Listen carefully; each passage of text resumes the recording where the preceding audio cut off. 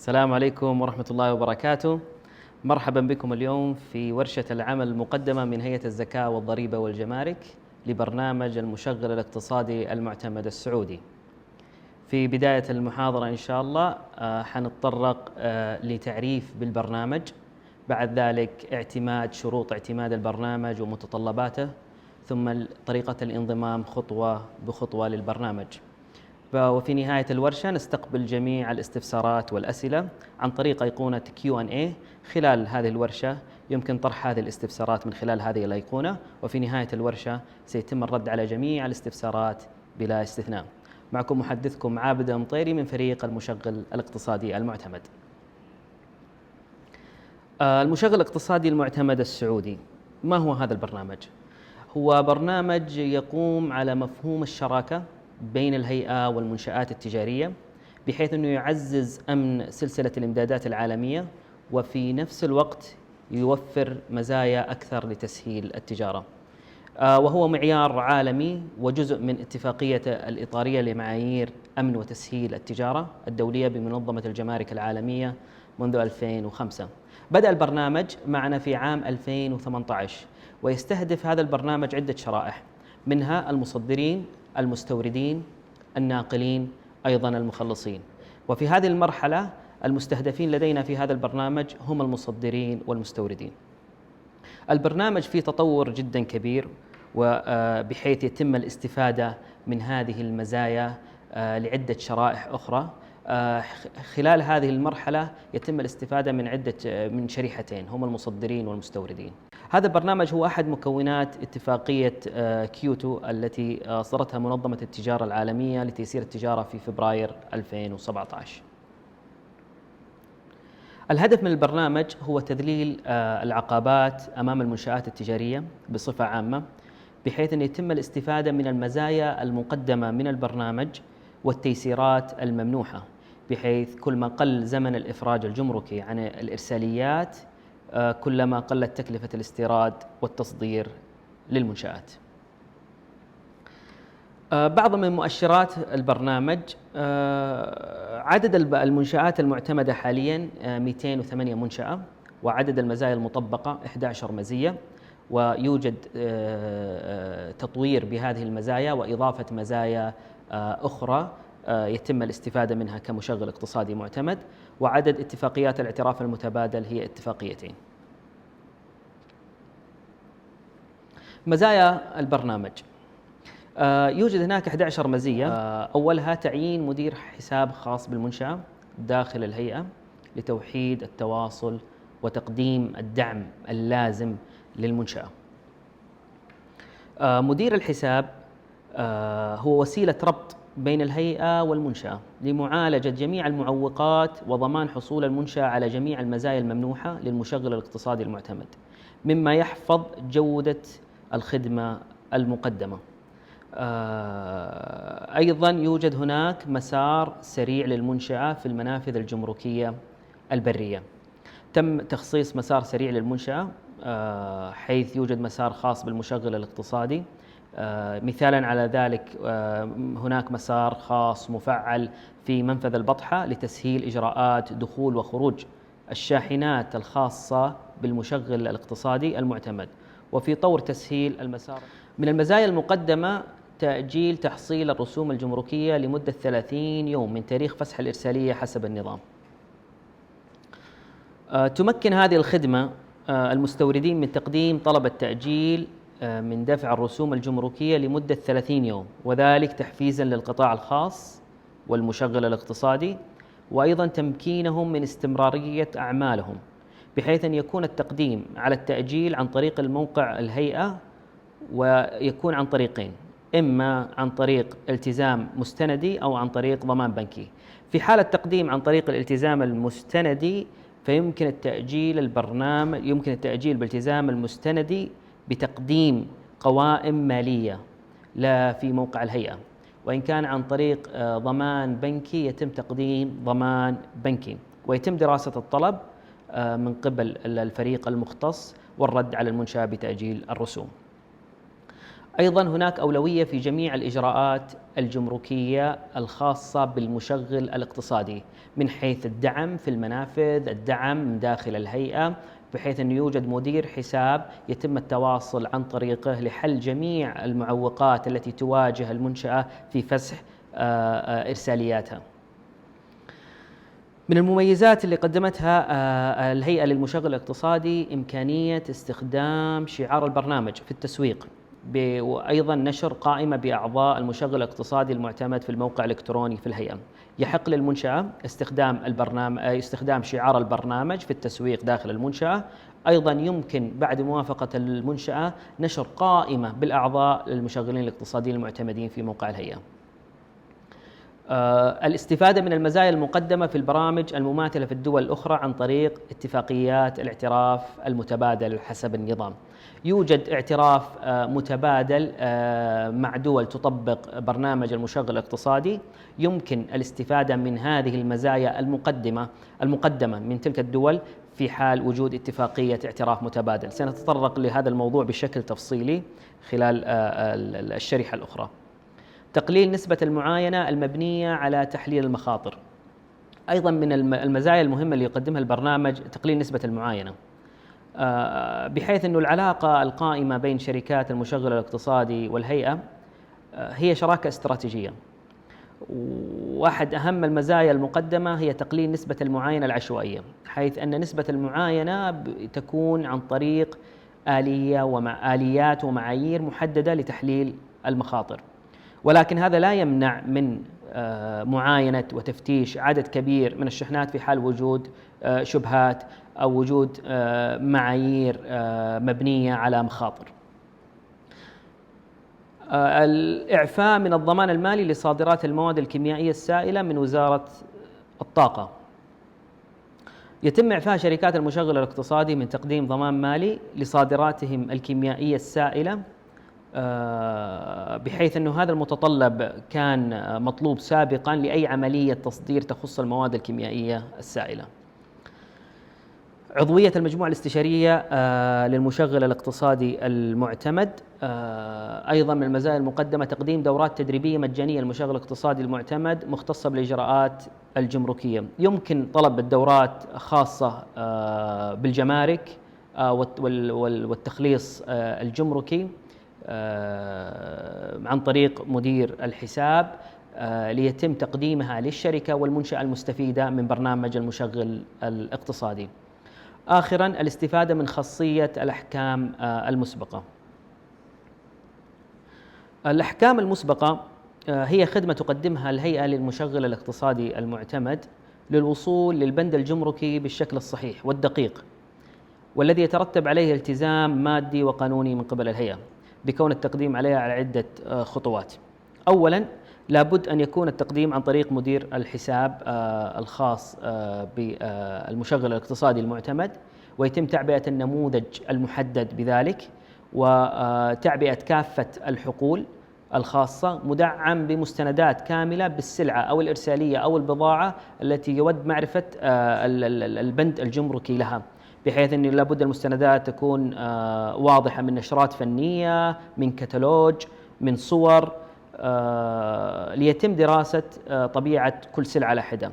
ويمكن أن يتم الاجتماع مع الشركة مع مختصين لدى الهيئة والوصول إلى البند الجمركي الصحيح. الأحكام المسبقة بأنواعها الثلاثة، إن كانت تصنيف جمركي أو منشأ البضاعة أو القيمة الجمركية، يتطلب الحكم المسبق قبل ورود الإرسالية للمنافذ الجمركية. أيضا من المزايا اللي تطرقنا لها مزايا اتفاقيات الاعتراف المتبادل. يوجد اتفاقيتين في مراحلها الأخيرة تم توقيعها في عام 2019 مع دولة الإمارات العربية المتحدة ومملكة البحرين. أيضا الآن جاري العمل على عدة اتفاقيات مع المغرب ومصر والأردن. مزايا اتفاقية الاعتراف المتبادل هو يمكن الاستفادة من جميع المزايا المقدمة كمشغل اقتصادي في الدولة التي تم الاتفاق معها، بحيث هناك عدة مزايا يمكن الاستفادة منها. أولا خفض معدلات التفتيش على الواردات الجمركية بناء على محرك المخاطر، بحيث يقل معدل المعاينة للبضائع أثناء التقييم التي تقوم به الجمارك. ثانياً، التحقق المبسط من الوثائق المتعلقة بالاستيراد مع مراعاة الالتزام بتقديم الوثائق الضرورية اللازمة للفسح. تسريع عملية تخليص البضائع المستوردة.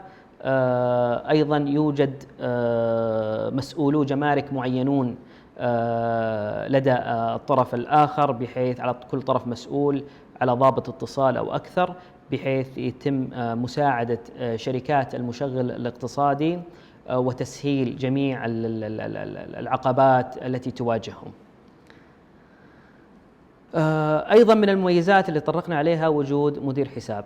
أهمية مدير الحساب هو يكون وسيلة ربط بين الهيئة والمكلف بمعالجة المعوقات التي تواجه المنشأة، بحيث يتم استقبال جميع الطلبات وتوجيهها للإدارات المعنية عن طريق مدير الحساب، والتأكد أيضا من وصول هذه الطلبات للإدارات الأخرى، وأيضا التأكد من العمل عليها وحل جميع مشكلاتها، والتأكد من جميع المشاكل التي تواجه، حل جميع المشاكل التي تواجه المنشأة والشركة. فمدير الحساب هو حلقة ربط بين عدة إدارات داخل الهيئة، منها فحص ومراجعة وإدارة دين، وأيضا المالية والقانونية والتسجيل وتقنية المعلومات والفسح الجمركي. ووجود مدير الحساب هو التأكد من تمكن الشركة والمنشأة من السداد، التأكد من التزامها فيما يتعلق بالإجراءات الجمركية، جاهزية المكلفين لرفع إقراراتهم، التأكد من إلمام المكلف بالأنظمة والقوانين التابعة لهيئة الزكاة والضريبة والجمارك. وآخراً تقديم دعم كامل للمكلف بحل جميع الإشكاليات والمعوقات التي تواجههم. الآن ظاهر أمامكم في الشاشة صورة من المسار السريع في منفذ البطحة. هذا مسار خاص بالمشغل الاقتصادي المعتمد، حيث يتم استخدام هذا المسار من قبل شركات المشغل الاقتصادي، بحيث يتم الاستفادة من هذا المسار بتسهيل دخول وخروج الشاحنات. متطلبات اعتماد المنشأة التجارية في برنامج أولوية المشغل الاقتصادي المعتمد. يوجد عدة متطلبات لابد وجودها عند الشركة ليتم اعتماد الشركة. أولها أن يكون مقدم الطلب شخصية اعتبارية إن كانت شركة أو مؤسسة مقيمة، أن يكون مقدم الطلب مسجل في هيئة الزكاة والضريبة والجمارك قبل سنة من تاريخ تقديم الطلب على الأقل، عدم وجود أي حالات تهرب زكوي أو ضريبي أو جمركي أو أي غرامات عدم تعاون أو حالات تهريب جمركي مثبتة على المنشأة، إلا إذا قوبلت تلك الحالات باعتراضات قائمة لدى الهيئة أو الأمانة ولم يتم إصدار حكم نهائي ملزم فيها. ألا يكون على المنشأة أي إقرارات مستحقة لم يتم تقديمها أو مستحقات لم يتم سدادها لدى الهيئة، أيضا إلا إذا قوبلت تلك المستحقات باعتراضات قائمة لدى الهيئة أو الأمانة ولم يتم إصدار حكم نهائي فيها. أيضا عدم وجود أي حالات تأخر في إتاحة السجلات وتقديم البيانات للهيئة في حال طلبها، ويمكن قياس هذا الشرط عن طريق حالات الفحص السابقة القائمة على المنشأة. الالتزام بتقديم البيانات الصحيحة للهيئة قبل الوصول الإرسالية، وعدم وجود أي مخالفات تقديم مسبق للبيان. الالتزام بتقديم مسبق البيانات الجمركية للوارد البحري.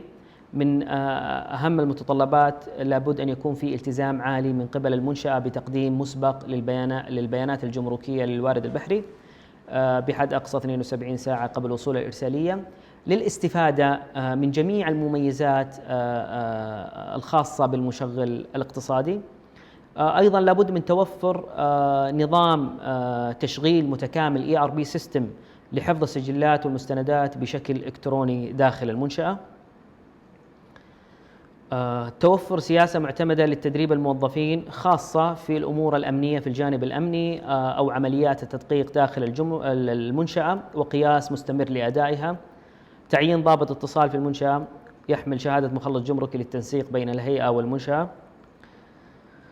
توفر لدى المنشأة نظام أمني متكامل ومعتمد من قبل إحدى شركات التقييم الأمني والمخاطر المعتمدة في المملكة.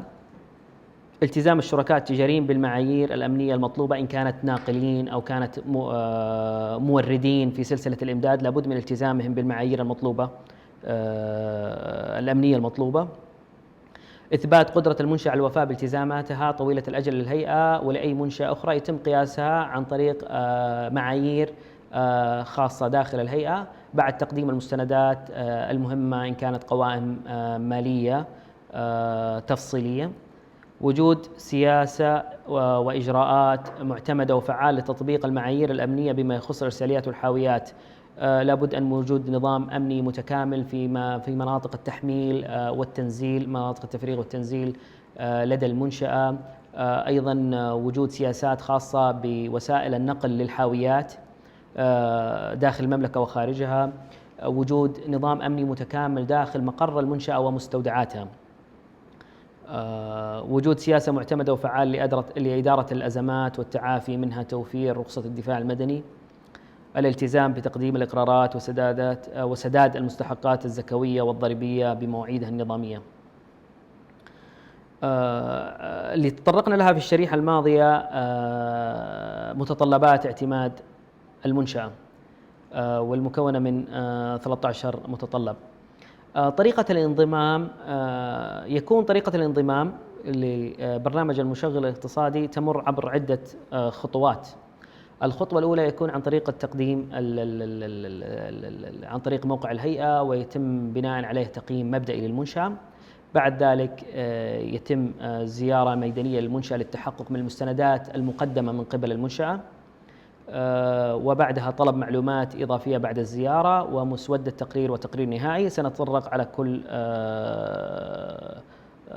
خطوة بشكل تفصيلي. تقديم الطلب عبر موقع الهيئة. كما واضح أمامكم في الشاشة، يتم تقديم الطلب عن طريق الموقع عند الدخول على بوابة هيئة الزكاة والضريبة والجمارك، الذهاب إلى الخدمات الإلكترونية، الأمور الجمركية، تقديم طلب الانضمام إلى برنامج المشغل الاقتصادي. عند التقديم لابد من توفير عدة بيانات، أهمها بيانات الشركة، تفاصيل الشركة، بيانات مقدم الطلب، إرفاق الهيكل التنظيمي للشركة، وأيضا قائمة بالإدارة التنفيذية وأعضاء المجلس مع ذكر الأسماء والأدوار والعناوين ورقم الهوية وجواز السفر. وإرفاق قائمة بالإدارة التنفيذية وأعضاء المجلس مع ذكر هذه المعلومات المهمة إن كانت هوية وطنية أو جواز سفر. وإرفاق إقرار مصدق من الغرفة التجارية، وإرفاق القوائم المالية، الكشوفات البنكية لآخر 3 شهور، إرفاق عقود مبرمة مع المخلص الجمركي. بعد وجود هذه البيانات وإرفاقها في الموقع وتعبئة طلب الانضمام، يتم تقديم الطلب. عند تقديم الطلب يتم عمل التقييم المبدئي، ويتم البدء بعملية التقييم المبدئي من قبل فريق المشغل الاقتصادي، وذلك للتأكد من اجتياز الشركة للمتطلبات الزكوية والضريبية والجمركية. عند اجتياز الشركة للمتطلبات يتم إرسال التقييم الذاتي، وعند عدم اجتياز الشركة للتقييم المبدئي يتم إبلاغها برفض الطلب وأسباب الرفض. عند الاجتياز يتم تزويد الشركة بنموذج التقييم المبدئي. نموذج التقييم المبدئي يتطلب من المنشأة إكمال هذا النموذج لتحديد مدى استيفائها للمعايير. أقسام النموذج يتكون من عدة أقسام: معلومات المنشأة، تاريخ الالتزام التجاري، ملاءة مالية، مؤهلات مهنية، سلسلة الإمدادات الدولية، متطلبات الأمنية، وأيضا متطلبات الجمركية. لابد من تعبئة جميع الأسئلة المتعلقة بالتقييم المبدئي واستيفاء جميع الأيقونات الظاهرة في هذا النموذج، ومن ثم تسليم النموذج لفريق المشغل الاقتصادي. بعد أن تتم دراسة الطلب والتحقق من صحة معلومات التقييم الذاتي للحصول على صفة المشغل الاقتصادي المعتمد للمنشأة، يتم إعداد خطة اعتماد وتحديد موعد لبدء مرحلة الاعتماد والتدقيق الميداني. لجمع المعلومات الأولية عن عمليات محددة مثل الاستيراد والتصدير وأمن سلسلة الإمداد.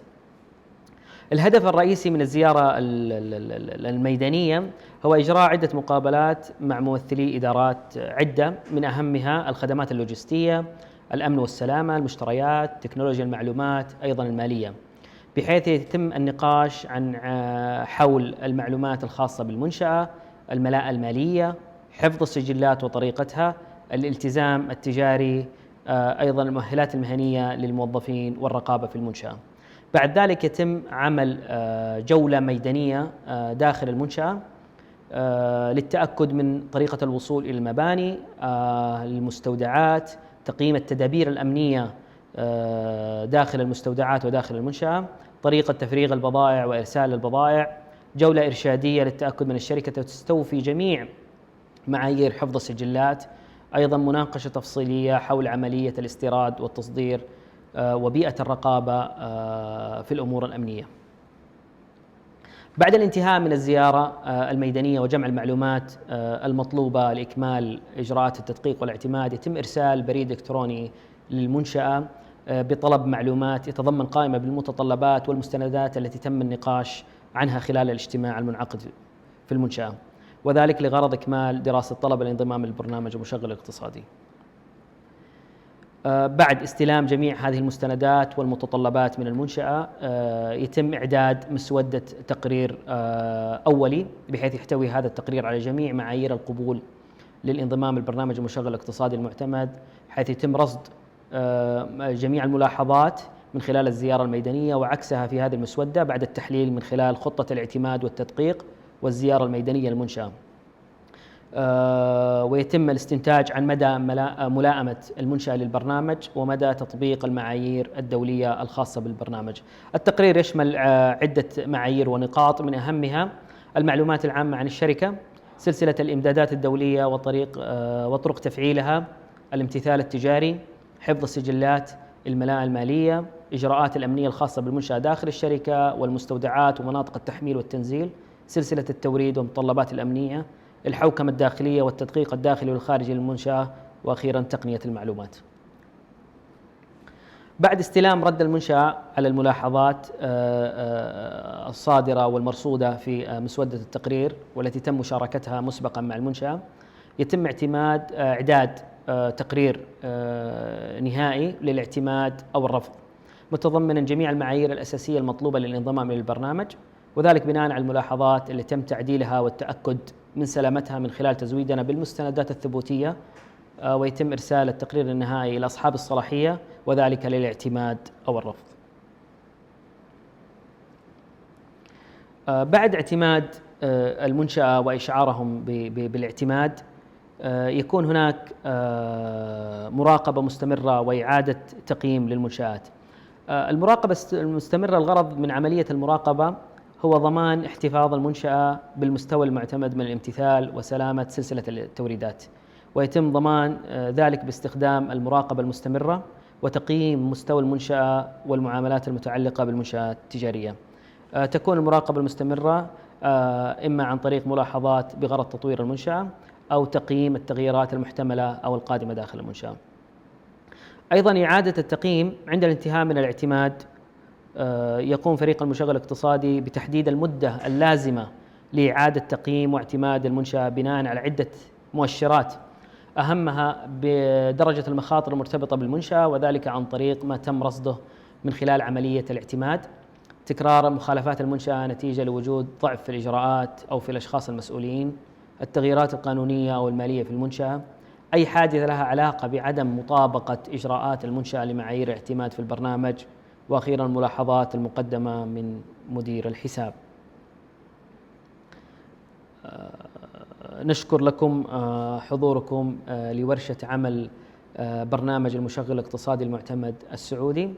الآن في نهاية هذه الورشة سنتطرق لجميع الاستفسارات والأسئلة التي وردت لدينا. ما هي مدة عضوية برنامج أولوية المشغل الاقتصادي المعتمد؟ عند الانتهاء من الاعتماد يتم تحديد المدة اللازمة لإعادة تقييم واعتماد المنشأة بناء على نتائج التقييم والاعتماد.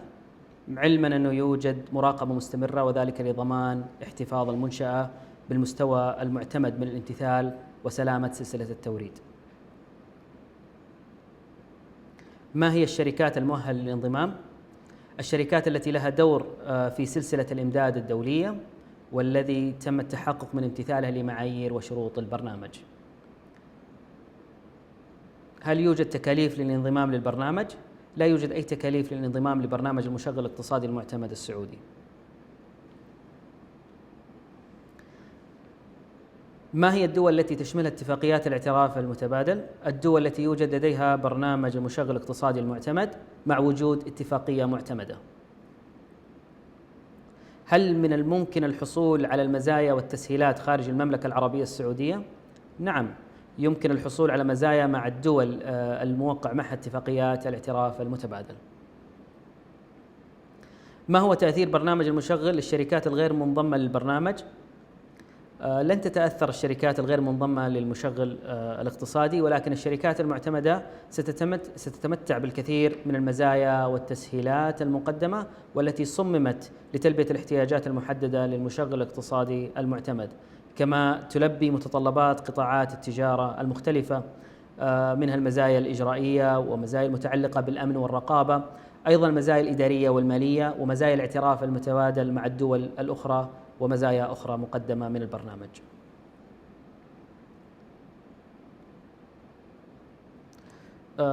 كيفية تقديم طلب الانضمام لبرنامج المشغل الاقتصادي المعتمد يكون عن طريق بوابة هيئة الزكاة والضريبة والجمارك، أيقونة الخدمات الإلكترونية للأمور الجمركية. يتم تقديم طلب الانضمام لبرنامج المشغل الاقتصادي المعتمد أولوية، حيث يتوجب تعبئة نموذج طلب الانضمام وأيضا إرفاق المستندات المطلوبة.